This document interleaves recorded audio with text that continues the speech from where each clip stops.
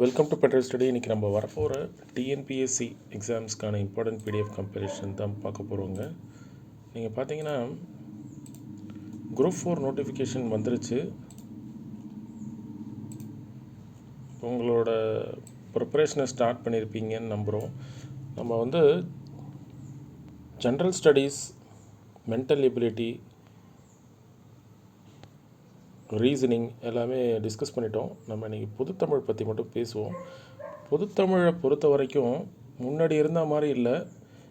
இப்போ எல்லாமே நீங்கள் டெக்னிக்ஸ் யூஸ் பண்ணி தான் நீங்கள் மார்க்கை ஸ்கோர் பண்ண முடியும். சுருக்கமாக சொல்லணுன்னா ஷார்ட்கட்ஸு கண்டிப்பாக வேணும் உங்களுக்கு. இந்த இனிமேட்டு வரக்கூடிய இந்த ரிவைஸ்டு சிலபஸில் ஸ்கோர் பண்ணுறதுக்கு அதில் ப்ரீவியஸ் இயர் கொஸ்டினும் உங்களுக்கு மேஜராக இம்பேக்ட் பண்ணும். அதை பேஸ் பண்ணி தான் கொஸ்டின்ஸும் இருக்கும். சரிங்களா? இனிமேட்டு in detail school books 6 to 12 அட்டை படிக்கவே தேவையில்லை. யாராவது ஒருத்தவங்க ஆல்ரெடி பொது தமிழில் 95+ ஆர் 90+ ஸ்கோர் பண்ணவங்க கிட்ட போய் உட்காந்திங்கனாலே அவங்க உங்களுக்கு ஈஸியாக முடிச்சு கொடுத்துருவாங்க. கொஞ்சம் தான் படிக்கிற மாதிரி இருக்கும். சரிங்களா? இந்த இலக்கியம், தமிழறிஞர்களும், தமிழ் தொண்டும் மட்டும்தான் அதில் 15 கொஸ்டின் தான் இருக்குது. அது மட்டும் நீங்கள் படிக்கிற மாதிரி இருக்கும். மற்ற எல்லாமே யாராவது உங்களுக்கு ஹெல்ப் பண்ணால் மேக்ஸிமம் 1 வீக்கில் முடிச்சிடலாம். சரிங்களா? நீங்கள் பார்த்துக்கோங்க.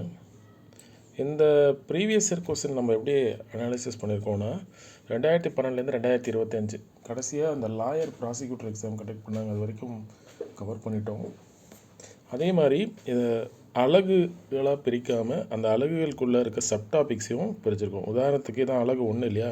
அலகு 1 எழுத்து சொல்னு பிரிச்சிருக்காங்க. எழுத்தில் பிரித்து எழுதுக, சேர்த்து எழுதுக, சந்திப்பிழை, நகர, ரகர, லகர, சுட்டெழுத்துக்கள் அப்படின்னு நிறையா இருக்குது.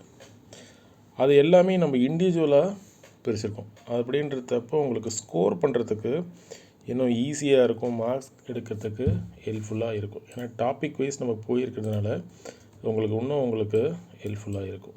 சரிங்களா? அது பாருங்கள். யாரார் இன்ட்ரெஸ்டடோ எனக்கு இந்த நம்பருக்கு வாட்ஸ்அப் பண்ணுங்கள் அப்படின்னு சொல்கிறேன்.